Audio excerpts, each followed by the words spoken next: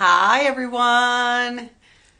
So, I'm here to talk about meditation for people who suck at meditating.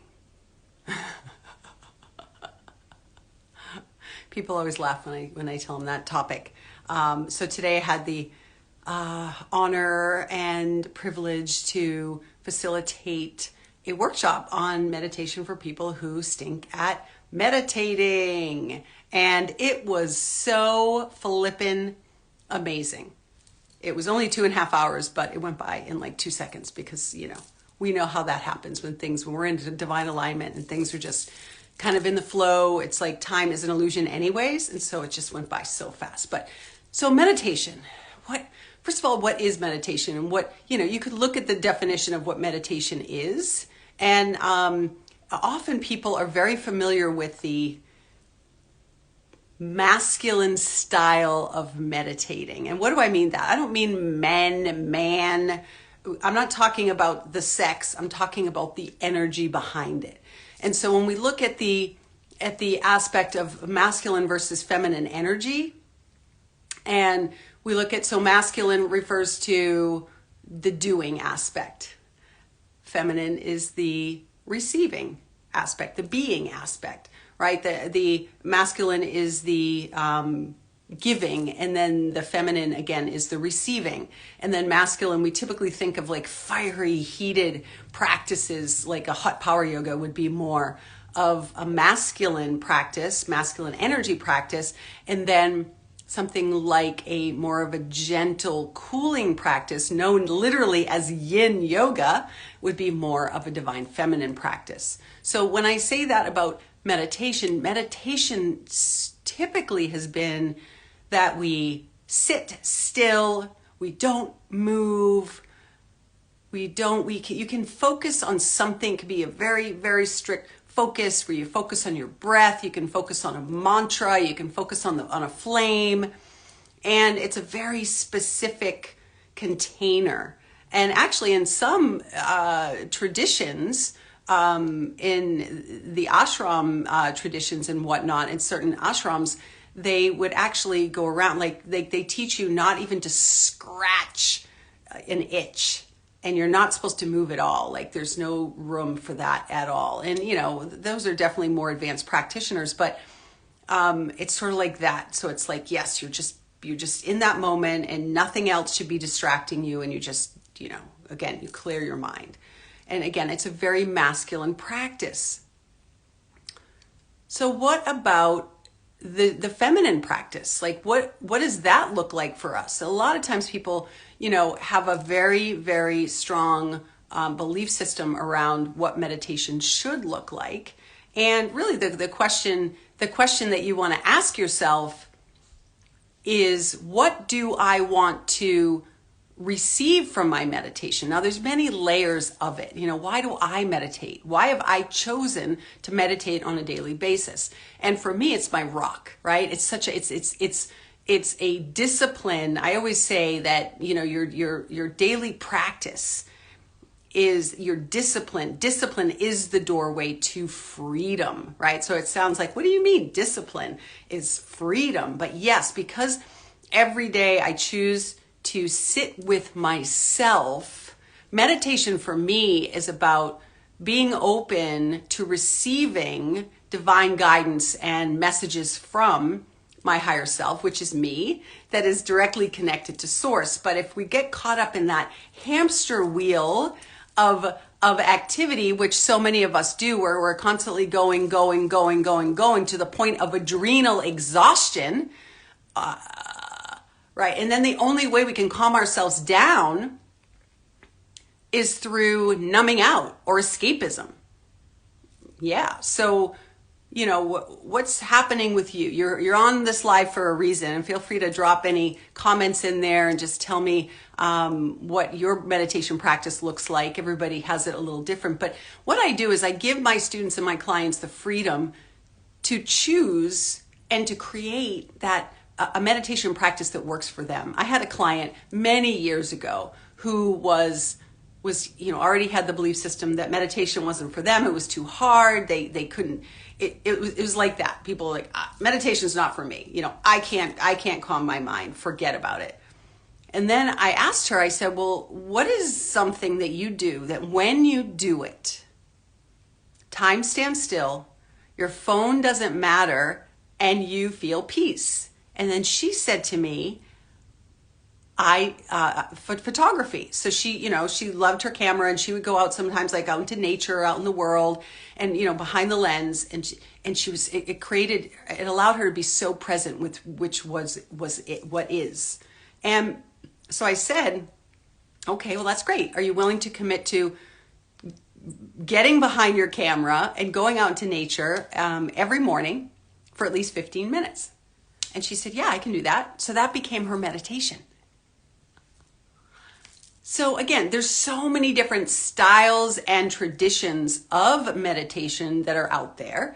I mean, I lived in an ashram for 5 years. I have been teaching and taking yoga and meditation trainings, workshops, classes, certifying, yoga teachers for over 25 years, I guess now. And I've had the pleasure of being able to experience so many different things. And the one thing I do know is when you look at something and you think it's something you should be doing, right? You're shitting all over yourself and you think you should be doing something, and then you do it and you don't even think you're doing it correctly, and then after you don't even feel better. Why on earth would you do it? Why on earth would you continue to do it, right? So it's like, think about that. So there are so many different ways that you can calm your mind and bring yourself to a different state of level of whatever's happening for you. So that's the first thing you want to ask yourself. Why do you want to meditate? What's the first thing? And then do some exploration around it.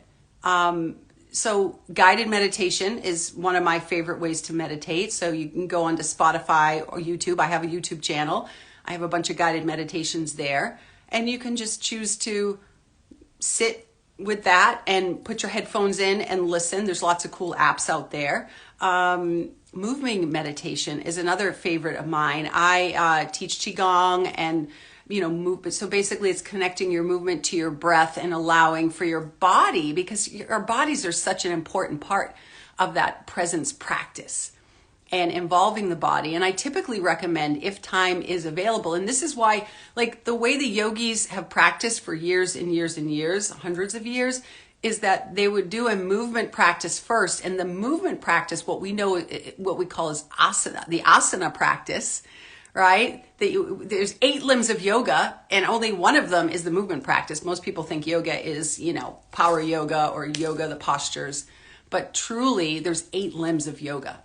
One of them being the physical postures, the true asana practice. There's meditation, there's pranayama, there's yoga philosophies. So there's so many different levels of meditation, to bring you to that stage where you can eventually maybe get to a point where you clear your mind.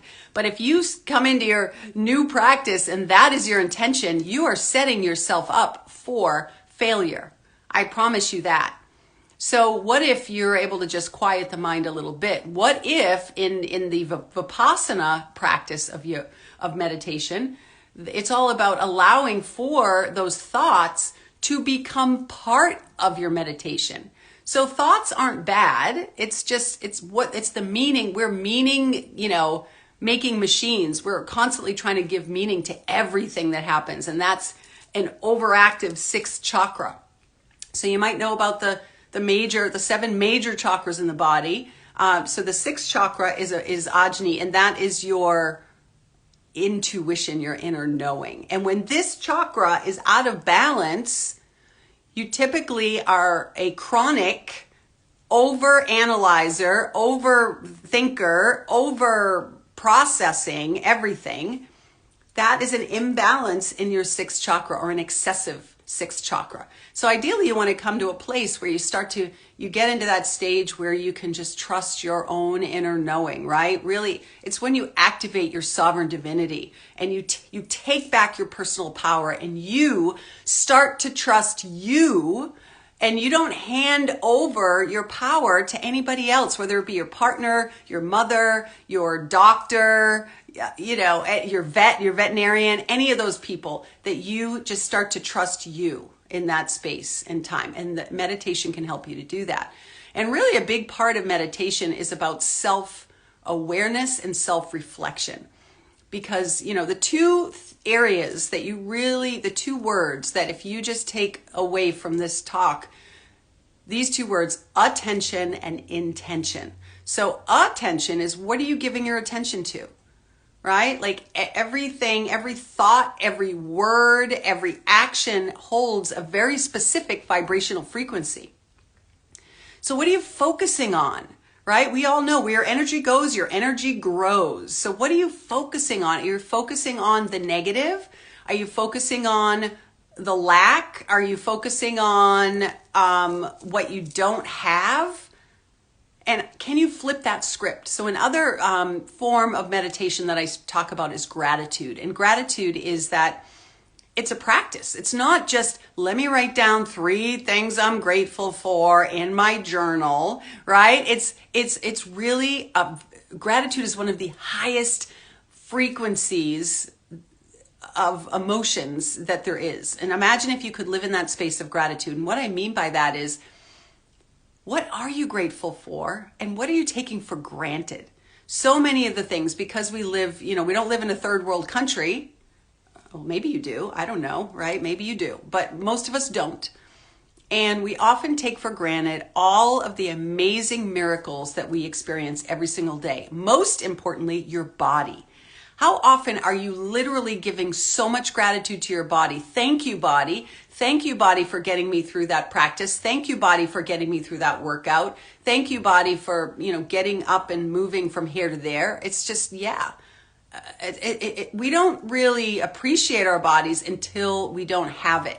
Something happens, you get into an accident, you have an injury, now your wrist is bad, or your shoulder needs a surgery, and all those things. And then we wish everything was great. And then we wished we had worked out when we weren't working out, and all of those things. So what if every day we just, put down in our journal and we were very, very intentional about all the things that we're grateful for?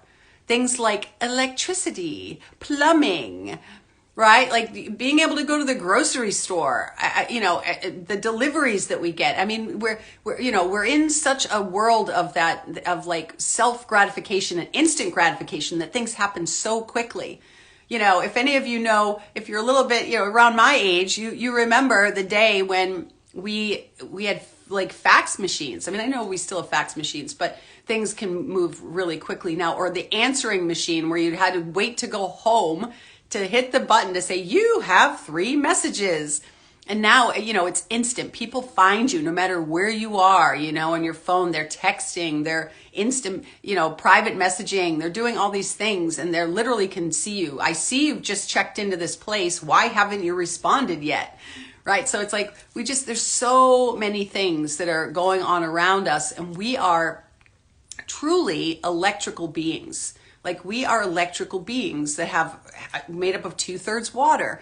And so for those of you who have actually read the book, The Hidden Messages of Water, we know that our thoughts, right? Our thoughts can literally change the molecular structure of water. So what does that mean? If you're constantly, being negative, specifically around yourself, if you're constantly making yourself wrong, practicing a lot of self-judgment, then how do you think that's affecting your cells?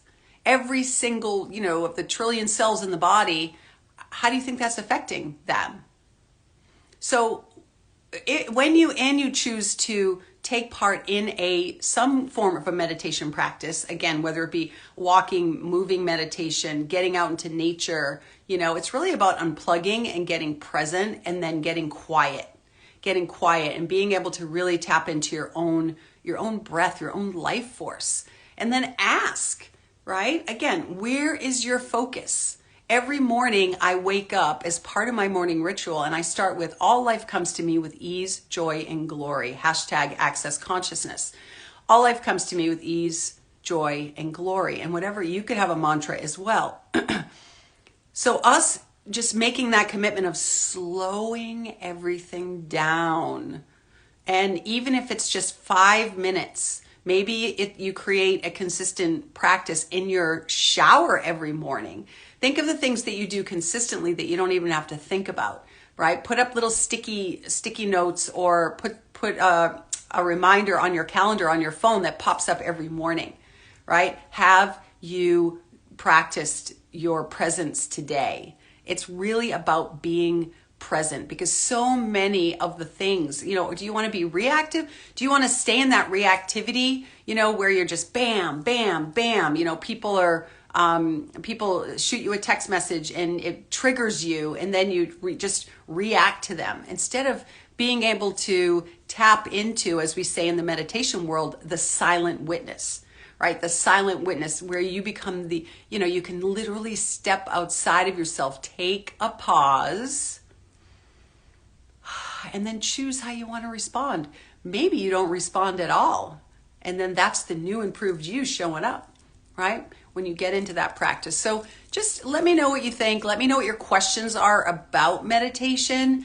And if you're interested, I support you and empower you, facilitate and teach you how to create your own personalized presence practice, right? One that works for you, that you're going to choose every day. So that's the thing. People say, what's the best kind of meditation? Well, it's really the one that you're going to do. So I love you. I'm here for you. And let me know how it goes.